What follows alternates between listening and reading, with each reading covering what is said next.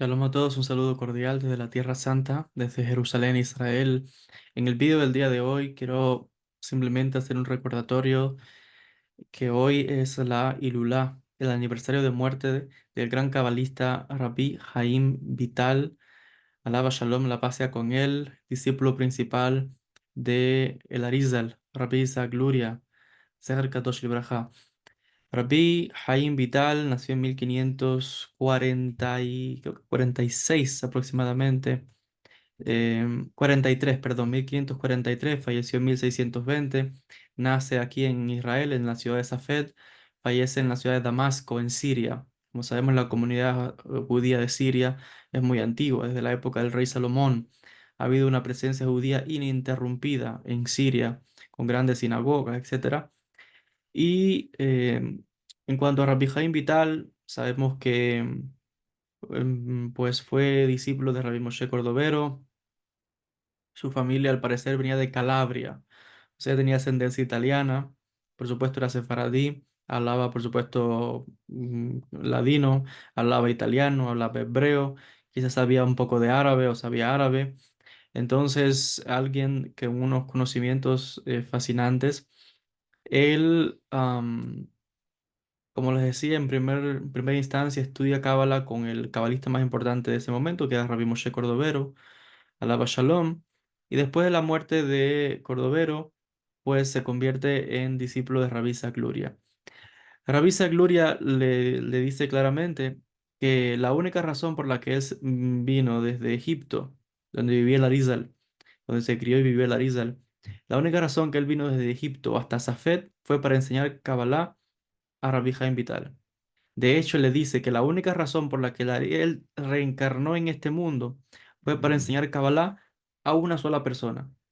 No a dos, ni a tres, ni al mundo, a una sola persona. El Arizal le dijo que él había reencarnado en este mundo para enseñar la Kabbalah a Rabbi Jaime Vital. Ahora, ahí hay una serie de secretos también porque el Arizal le dice claramente de que Rabbi Jaime Vital había sido el maestro suyo en una reencarnación anterior. De hecho, el Rabbi Sadura le dice a Rabbi Jaime Vital que la Neshama suya es más elevada que la de él. En el mundo espiritual, Rabbi Jaime Vital tiene un grado espiritual más alto que Rabbi Gloria. Y bueno, eso se puede en la serie de en los textos que tenemos, Kitve Arizal, todas esas historias están, que en algún momento haré una serie de vídeos contando la vida de Arizal, la vida de Rabbi Jaime Vital, etcétera. Entonces vemos que Rabbi Jaime Vital era una llamada increíble, eh, la capacidad de poder retener todas las enseñanzas de Arizal, de poder escribir. Cuando usted mira los escritos de Arizal y los textos que tenemos sobre esa cábala tan difícil, tan complicada, con todo ese tema de los Partufim y temas realmente profundos, para recordar todo eso de memoria solamente de las palabras de su maestro, es sorprendente. Lo que es más, el Arizal no quería enseñara, como les decía, no quería tomar ningún discípulo, porque le dijo, yo no me vine a este mundo para enseñarte a ti solo, a más nadie.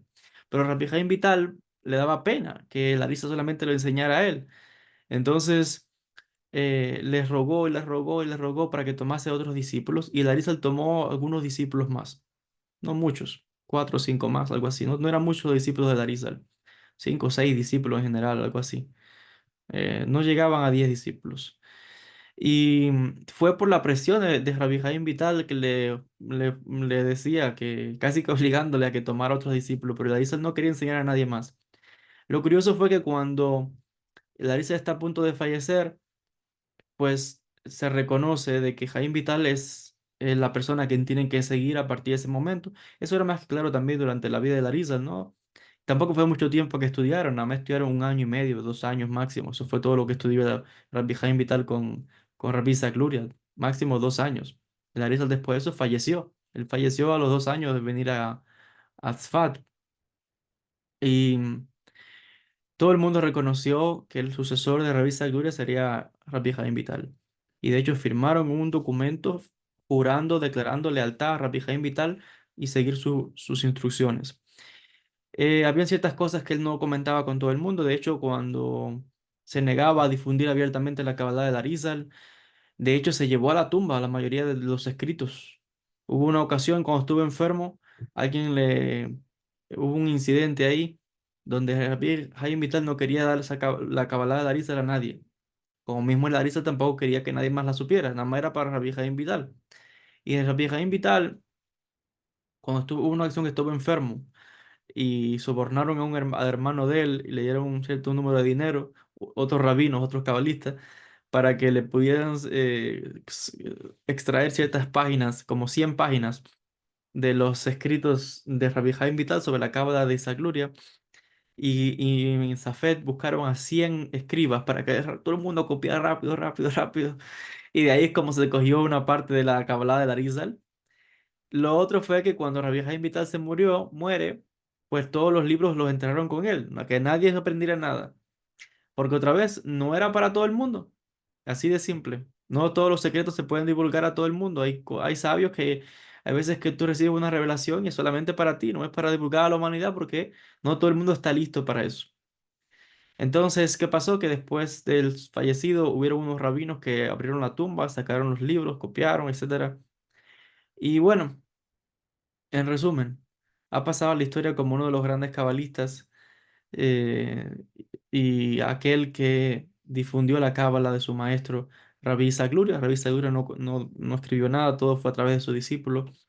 Él, si acaso escribió algún que otro poema, algo corto, pero los textos que tenemos fue gracias a Rabbi Jaime Vital.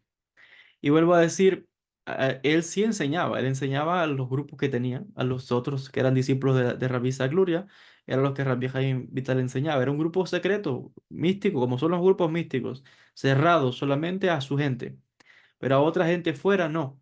De hecho, y como decía, el Arizal no quería enseñar tampoco a más nadie, y los que no eran del grupo de él, el Arizal no les enseñaba.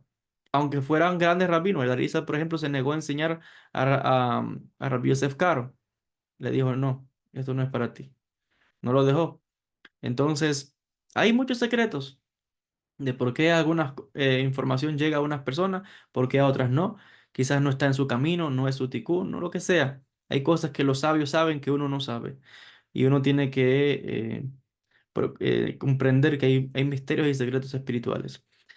El punto es que he querido hacer este vídeo para honrar la memoria de Rabbi Jaim Vital, hoy en el día de su Ilulá, pero también para hablar, ¿no? De la noticia que tenemos de hace como 2 días. Alguien profanó su tumba en Damasco, hicieron un agujero en la tumba bien profundo.